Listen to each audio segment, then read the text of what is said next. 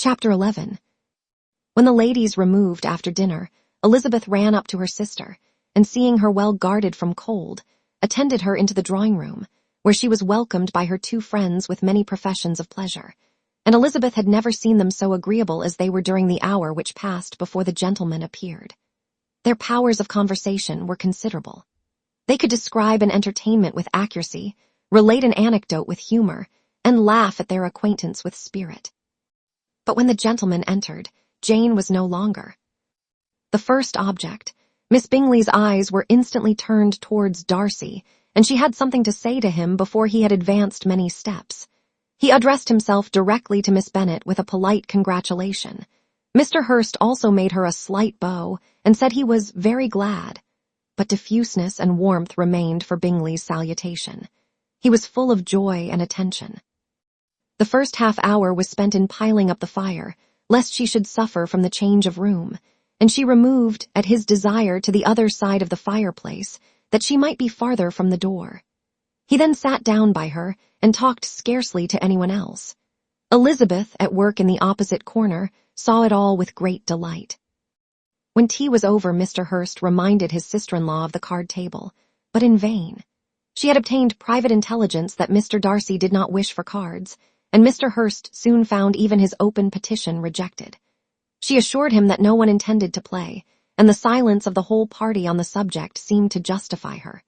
Mr. Hurst had, therefore, nothing to do but to stretch himself on one of the sofas and go to sleep. Darcy took up a book. Miss Bingley did the same, and Mrs. Hurst, principally occupied in playing with her bracelets and rings, joined now and then in her brother's conversation with Miss Bennet. Miss Bingley's attention was quite as much engaged in watching Mr. Darcy's progress through his book as in reading her own, and she was perpetually either making some inquiry or looking at his page. She could not win him, however, to any conversation. He merely answered her question and read on. At length, quite exhausted by the attempt to be amused with her own book, which she had only chosen because it was the second volume of his, she gave a great yawn and said, "How pleasant it is to spend an evening in this way. I declare, after all, there is no enjoyment like reading.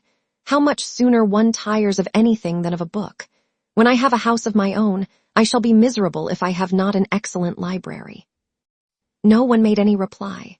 She then yawned again, threw aside her book, and cast her eyes round the room in quest of some amusement, when, hearing her brother mentioning a ball to Miss Bennet, she turned suddenly towards him and said, "By the by, Charles, are you really serious in meditating a dance at Netherfield?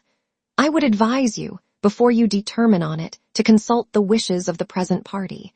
I am much mistaken if there are not some among us to whom a ball would be rather a punishment than a pleasure." "If you mean Darcy," cried her brother, "he may go to bed, if he chooses, before it begins. But as for the ball, it is quite a settled thing, and as soon as Nishalls has made white soup enough, I shall send round my cards."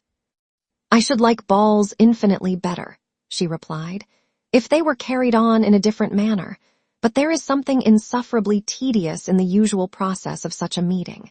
It would surely be much more rational if conversation instead of dancing made the order of the day." "Much more rational, my dear Caroline, I dare say, but it would not be near so much like a ball." Miss Bingley made no answer, and soon afterwards got up and walked about the room. Her figure was elegant, and she walked well, but Darcy, at whom it was all aimed, was still inflexibly studious. In the desperation of her feelings, she resolved on one effort more, and turning to Elizabeth, said, "Miss Eliza Bennet, let me persuade you to follow my example, and take a turn about the room. I assure you it is very refreshing after sitting so long in one attitude." Elizabeth was surprised, but agreed to it immediately. Miss Bingley succeeded no less in the real object of her civility. Mr. Darcy looked up. He was as much awake to the novelty of attention in that quarter as Elizabeth herself could be, and unconsciously closed his book. He was directly invited to join their party, but he declined it, observing that he could imagine but two motives for their choosing to walk up and down the room together, with either of which motives his joining them would interfere. What could he mean? She was dying to know what could be his meaning, and asked Elizabeth whether she could at all understand him. "Not at all," was her answer. "But Depend upon it, he means to be severe on us, and our surest way of disappointing him will be to ask nothing about it." Miss Bingley, however, was incapable of disappointing Mr. Darcy in anything, and persevered, therefore, in requiring an explanation of his two motives. "I have not the smallest objection to explaining them," said he, as soon as she allowed him to speak. "You either choose this method of passing the evening because you are in each other's confidence and have secret affairs to discuss, or because you are conscious that your figures appear to the greatest advantage in walking. If the first, I should be completely in your way, and if the second, I can admire you much better as I sit by the fire." "Oh, shocking!" cried Miss Bingley. "I never heard anything so abominable. How shall we punish him for such a speech?" "Nothing so easy if you have but the inclination," said Elizabeth. "We can all plague and punish one another, tease him, laugh at him.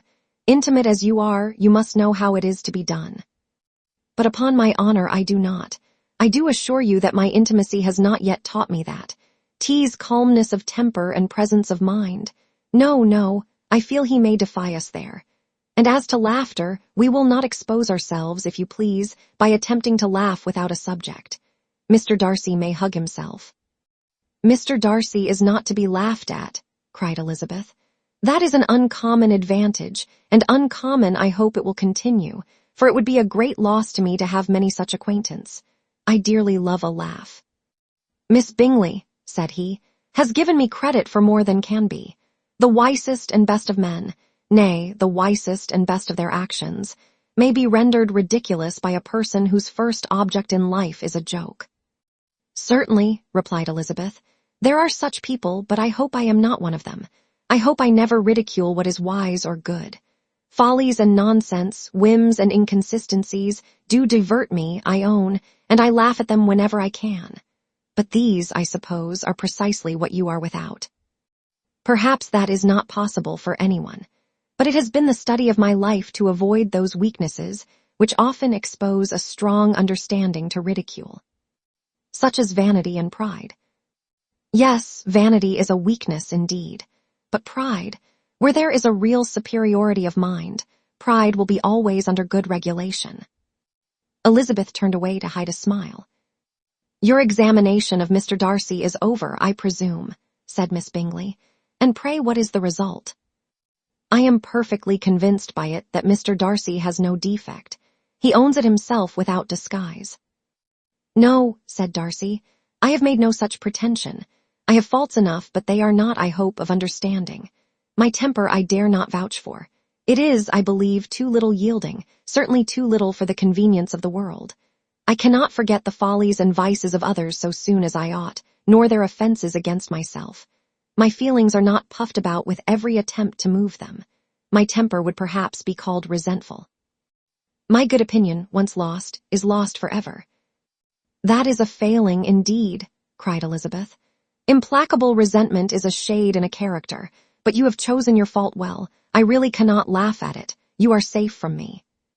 There is, I believe, in every disposition a tendency to some particular evil, a natural defect, which not even the best education can overcome. And your defect is a propensity to hate everybody. And yours," he replied with a smile, "is willfully to misunderstand them." "Do let us have a little music," cried Miss Bingley, tired of a conversation in which she had no share. "Louisa, you will not mind my waking Mr. Hurst." Her sister made not the smallest objection, and the pianoforte was opened, and Darcy, after a few moments' recollection, was not sorry for it. He began to feel the danger of paying Elizabeth too much attention.